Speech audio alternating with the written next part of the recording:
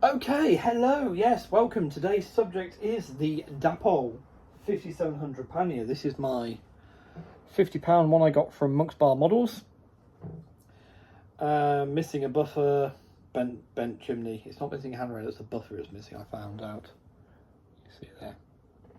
You probably can get a spare from Dapol, to be honest with you. But to consider spares, you want a working loco. Now, they told me they tested it, and naturally, yes, it's run 2 hours.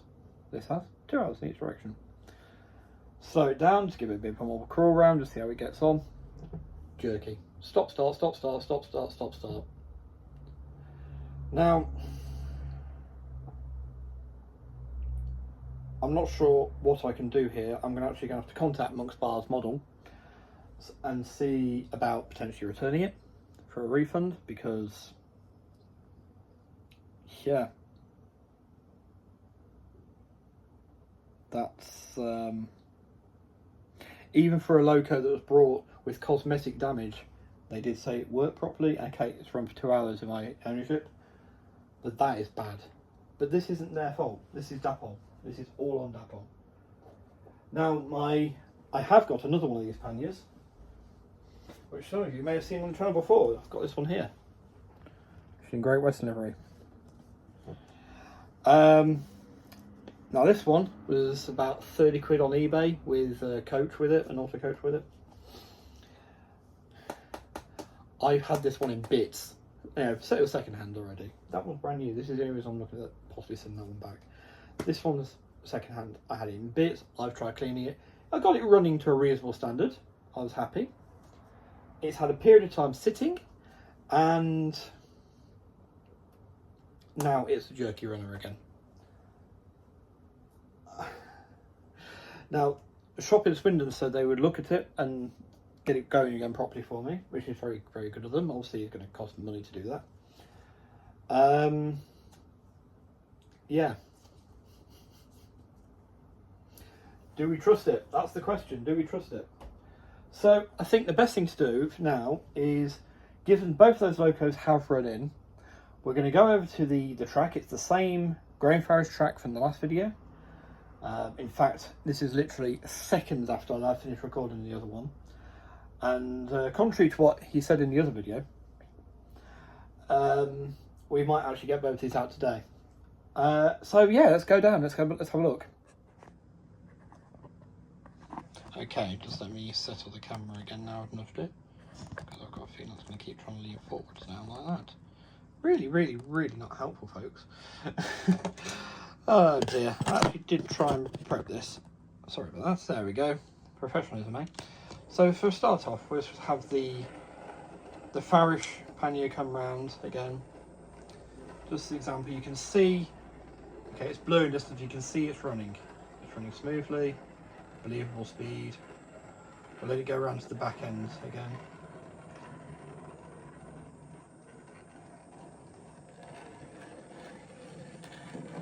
Just so you can see it can pass like that. Presentation, we've noticed the couplers didn't come together or anything like that. Okay. So I'll stop it over there, and then I can replace it with the Dapol pannier.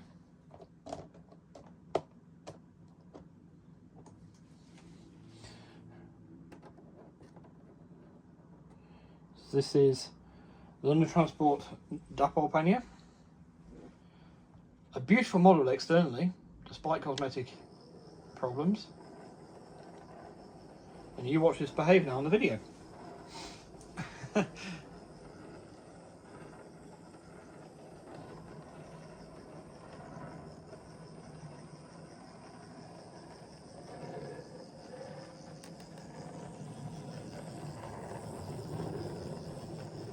Oh, excellent. Well, that's good. That's good it's behaving anyway.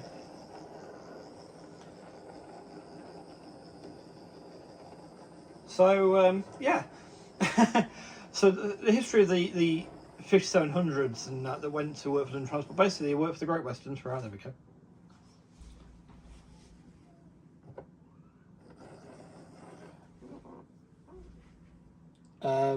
And then when Western Region was getting rid of their panniers, interestingly, most of the electric worked London Underground needed steam engines still to haul freight trains out at night before the battery engines really took over, I suppose.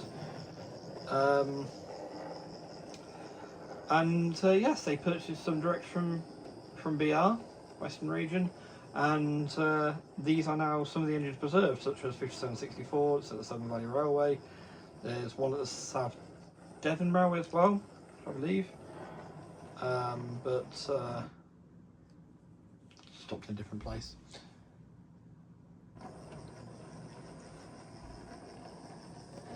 And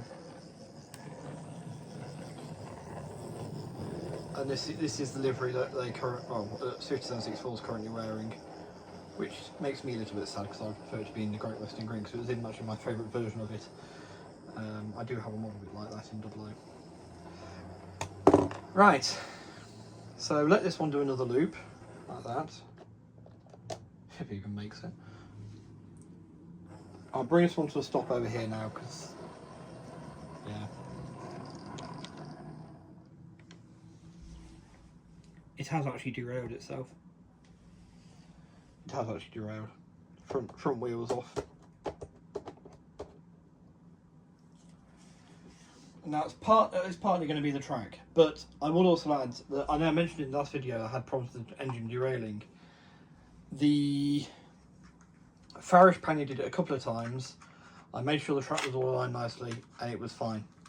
It was fine for the entire time it ran while I was chatting to a friend last night.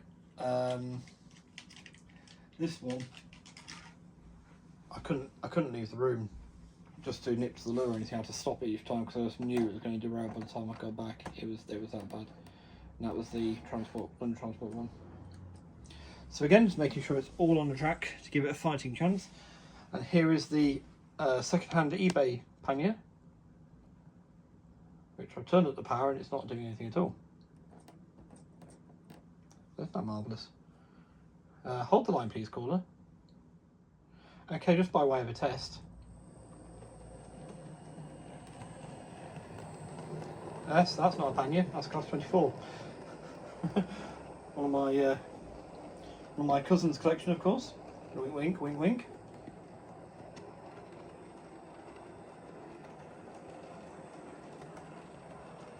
This has a 6-pin decoder, you see, a socket.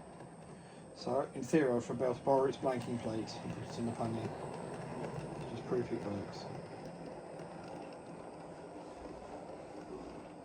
Fantastic model, this one.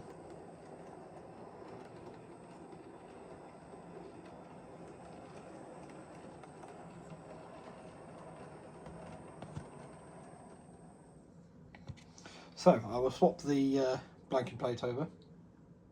So I should explain that I had chipped this Dapol pannier because it was running nicely and everything else before it went to storage. So I just had to take the chip out to put the blanking plate in so it would run on analog absolutely fine. It should have worked on analog anyway with the chip in, but whatever. And it's going to have to be the cabriolet version because the blanking chip from the 24 is actually bigger than the one from the pannier. I'm not sure what I've done with the one from the pannier originally, but yeah, so it's a cabriolet version, but this is all in the interest of testing, isn't it, really? So, oh no, it's going the wrong way. At least it's moving. Now straight away derailed. And back end now as well.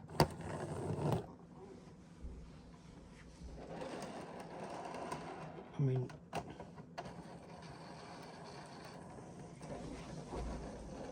yeah, straight away derailed.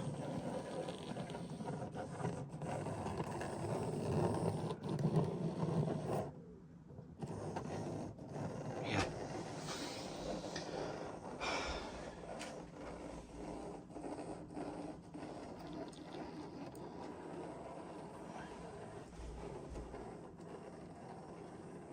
And you can see, even in blurry vision, stop, start, stop, start. Bear in mind, I had this running smoothly to shunt with it. So just to reinforce what I was saying in the last video about running locos and getting Farish ones as opposed to Dapol ones if you're starting out, especially, just to give yourself that positive experience. Here is a much larger Farish loco.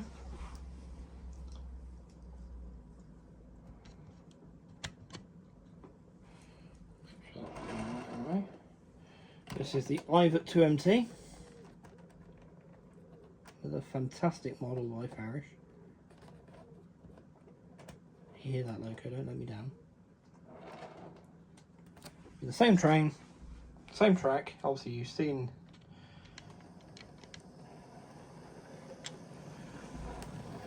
Notice it's not derailed. Notice the lack of jerky running.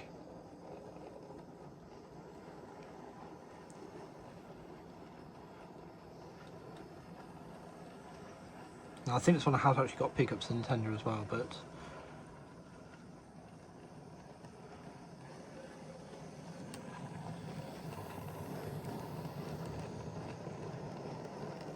so I think that's my recommendation, is stick to Farish. We can't trust Dapol at the minute. Now I would like to go to the International Engo show, bearing in mind I have got a dental operation towards the end of next month. I need to check when it is, but I'd like to actually approach Dapol and politely ask what's going on and how can we trust them moving forwards with this, because unfortunately this isn't the only negative experience I've had with Dapol recently. I had an issue with one of their Hawthorne Leslie's. They had to go back to Rails. Rails tested it and sent it back to me. Sent me a new one because the other one was defective. So yeah. So just for, again, sake of fairness, and I'm not going to bother turning around the brake van of the wagons. Literally just want to prove that, you know, it's a both directions thing.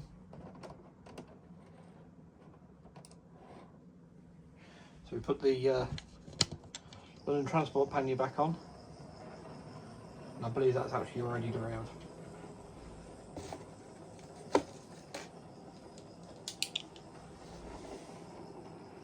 No, it hasn't yet.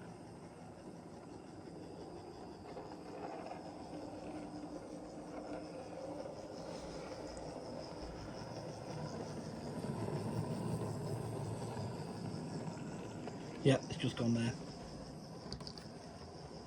we go.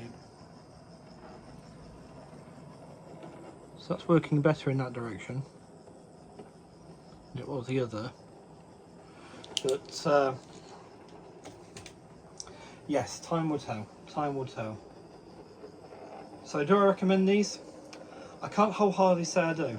I can't wholeheartedly say I do, and it hurts because, stop it somewhere there so you can actually see it. Detailing is beautiful. The livery application is beautiful as well. It looks superb. When it runs, it does run fairly well, to be honest. When you do get a good one of these, they are good. However, I must say that if we were taking the stance of, you know, I'm pretending I'm a newbie coming into the hobby, had a hobby trainer since I was little, and you know, that sort of thing. As I said in the initial video, this would be a put-off. I would wonder if I'd done the right thing and end up using the other one more. And because obviously the next thing you do, and then bearing in mind, I've already done this a few times because of the other one, the other Dapol pannier, this one here. I have done extensive web research, and that's something potentially you could do. You can end up on the Engage forum and say, I've got a Dapol pannier, it's doing this, this and this, and they get there, like, needs running in longer, it needs this, have you checked this, check that, check the other. That's very daunting for a newcomer to the hobby to try and deal with. Because based on the cosmetic issues, the price, I could quite easily see a newcomer going, oh, I'll get the train set, oh, this one's only 50 quid. Oh, I don't mind it having a couple of cosmetic faults because, you know, I'm just starting out. See the line of thinking. So it's actually better in some ways. It's come home with me than it has with some other people. But yeah. I bet I wouldn't have this issue with my Kurosaki Manor that I guess that I haven't tested yet. He says, having not tested it yet, but you know, the point stands. Yeah. Not very good, Dapol. Not very good at all. I mean, it's good to see it's running around that way fine, but it should run in both directions fine. And this is my first rodeo with a temporarily jerky. I mean, it's, bearing in mind it was stopping on these corners here as well, around this side. Yeah, not your finest effort. Right, anyway, we'll see what happens next on my Engaged adventure. Now you've got the whole, will he continue?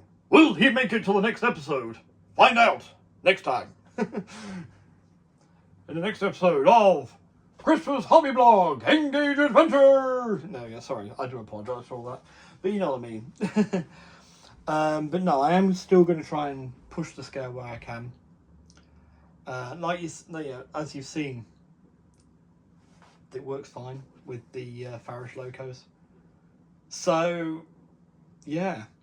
But then, obviously, on a personal level, and this is what I tried to explain in that first video. In fact, let's come over to me again. Because I've been accused of hiding behind things of recent. So I'm not going to hide behind the camera, I'm going to talk to you directly. So, yes, obviously, as I tried to explain in that first video that I released yesterday afternoon, or yesterday evening, about a new era, and I was trying to be positive about it. I am still trying to be massively positive as possible with it. It's just super hard when you get let down like this by a company that has been in the game of Engage for long enough now to know better. I'm sorry, it comes to that. Consistently failing Dapol locos. That's the issue. Their rolling stock's pretty good. The wagons I find sometimes a bit clunky. The coaches are exquisite. I've got 2 collets from Dapol. They have beautiful things. And this is my issue. Now, a train set, there is nothing wrong with a train set. I have a mix of locos already. Even before the purchase made yesterday. I had obviously the 24, the Ivet 2MT. We're going to have to leave fancy now for a minute here. The 17.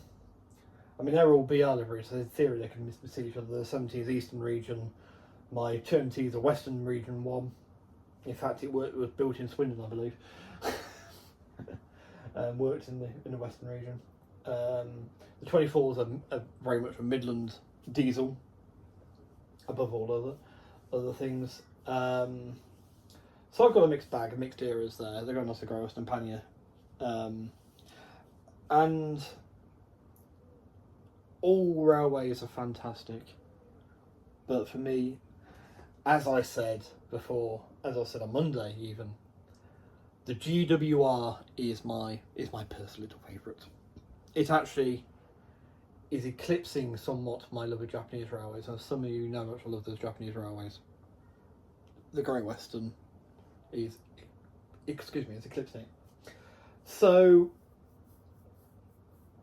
this is one of, I'm in a bit of a catch-22 situation almost with this. I don't know if that's even the right phrase. It's what it just feels like it's the right phrase. But I need to do what's right for me, right? So I need to model the Great Western. Now, there's some very nice things out there. I mean, not showing off, but I love to show off the fact that I have 2 of these. Now, you know, that won't let me down. Okay, this one needs a sound chip. It needs a chip at all in a minute, but it needs a sound chip. But, you know, there's those 2 for a start. I still have my Acura scale Pannier Tank on order, which has got stay alives, it's got sound, it's going to be glorious. Okay, so this puts me in a difficult position as well. I want to champion Engage still. I want to try and help those who are getting into Engage. I want to be a positive force for the gauge. This isn't going to look very good if I suddenly go, I'm doing 00,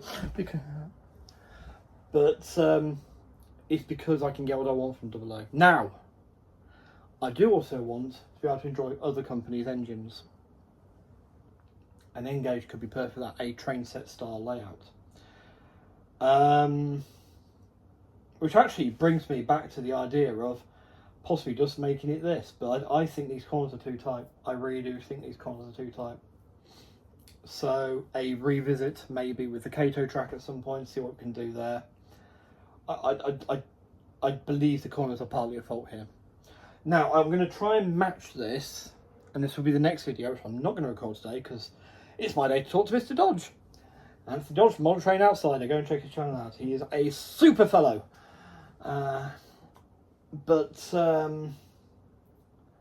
will try and replicate this with Kato track and see how I get on with it. I'll do some testing and I'll see that subject next video. Now, but yes, don't let this put you off, because like I say, this is why I try to really push the parish side of things. Sonic seems to be pretty good. If you can, if you're not sure, just ask Grails. Just you know, ring them up. Say, look, I want to put my order through online, because if you're not using PayPal credit or something like that, then you can ring up. I'm sure you can put an order in over the phone, or you can just say, look, I put this order in, you've paid for it how you want. Yeah, I think there's a notes section here. You can add notes to it anyway, so make sure you fill that out. But if you just want to be sure, give them a ring. Just go, look, can you test that for me before you send it out? So yeah, your Sonic one, or even your Dapol stuff. Can you just give it a thorough testing? I've had issues where, you know, or I've seen people are having issues with the stuttery bad things. Please can you just make sure this works before it leaves the shop and comes to me.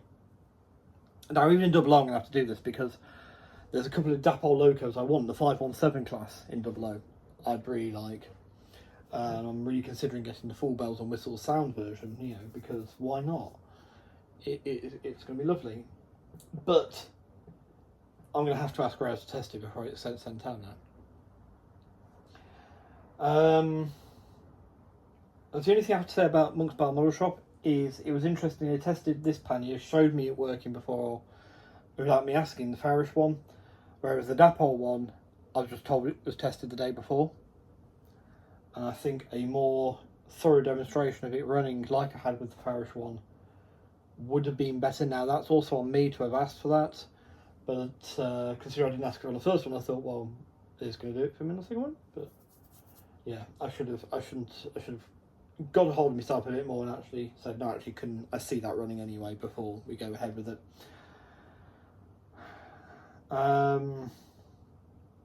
Yes, so I will look at the train set style thing, because that would be great then for any of my Japanese stuff to run as well and give me some running time in the meantime.